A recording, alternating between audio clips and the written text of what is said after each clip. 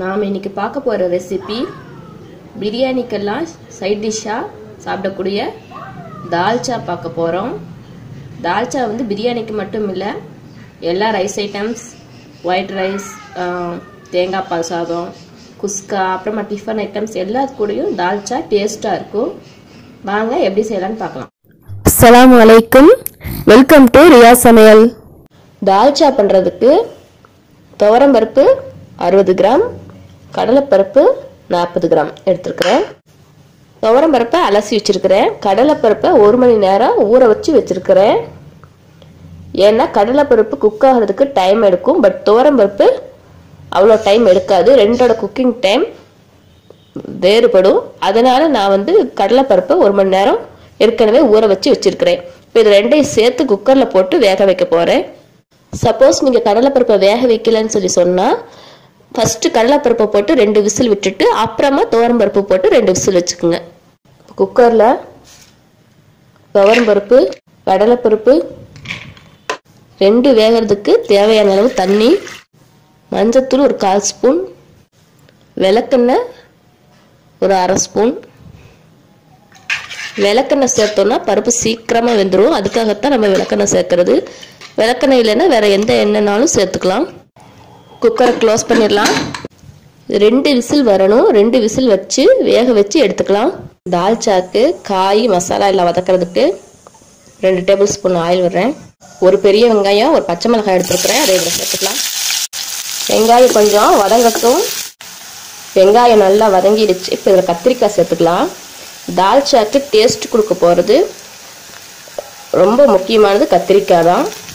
நான் 4 கத்திரிக்காய் எடுத்துருக்கிறேன். கத்திரிக்காய் நிறைய சேர்க்கணும், அப்போ தான் தால்ச்சா நல்லா டேஸ்ட்டாக வரும். கத்திரிக்காயை நல்லா வதக்கிக்கலாம். கத்திரிக்காய் கொஞ்சம் நேரம் வதங்கட்டும். கத்திரிக்காய் கொஞ்சம் வதங்கிடுச்சு. இப்போ இதில் இஞ்சி பூண்டு விழுது 1 டேபிள் ஸ்பூன் சேர்த்துக்கலாம். இஞ்சி பூண்டு விழுது பச்சை வாசனை போக வதக்கிக்கலாம். இஞ்சி பூண்டு விழுது நல்லா வதங்கிடுச்சு, நல்லா மணம் வருது. 2 தக்காளி கட் பண்ணி வச்சுருக்கிறேன், அந்த தக்காளி இதில் சேர்த்துக்கலாம். தக்காளி கொஞ்சம் வேகட்டும். மிளகாய்த்தூள் 1 ஸ்பூன், பட்டை, கிராம்பு, ஏலக்காய் 3 சேர்த்து அரைச்ச மசாலா அது ஒரு 3/4 ஸ்பூன், தனியாத்தூள் 2 ஸ்பூன், குழம்பு மிளகாய்த்தூள் அது 1 ஸ்பூன். எல்லாத்தையும் சேர்த்து நல்லா மிக்ஸ் பண்ணிக்கலாம். தக்காளி எல்லாம் நல்லா மசிச்சு விட்டுக்கலாம். கொஞ்சோண்டு தண்ணி சேர்த்துக்கலாம் மசாலாவெல்லாம் வேகிறதுக்கு. மசாலாவெல்லாம் பச்சை வாசனை போக வேகட்டும்.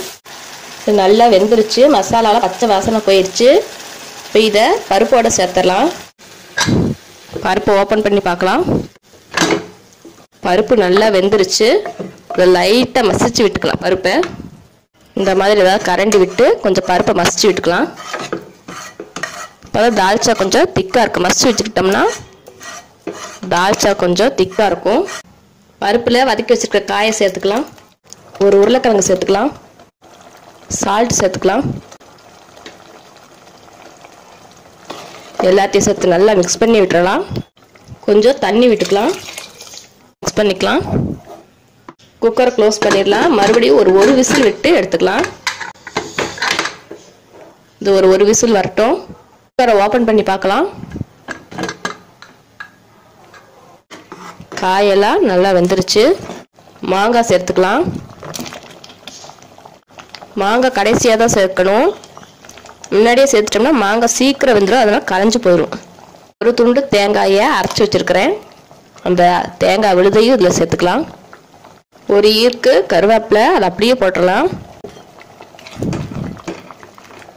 இப்போ இது நல்லா கொதிக்கணும். ஒரு 5 நிமிஷம் கொதிக்கட்டும். மாங்காய் இல்லைன்னு சொன்னால் புளி சேர்த்துக்கலாம்.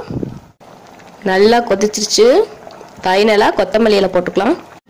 தால்ச்சா ரெடி. ரியா சமையலை சப்ஸ்கிரைப் பண்ணுங்கள். அப்படி பக்கத்தில் இருக்க பெல் சிம்பிளையும் கிளிக் பண்ணிவிடுங்க. அப்போ தான் என்னுடைய அப்டேட்ஸ் உடனுக்குடன் நீங்கள் பார்க்க முடியும்.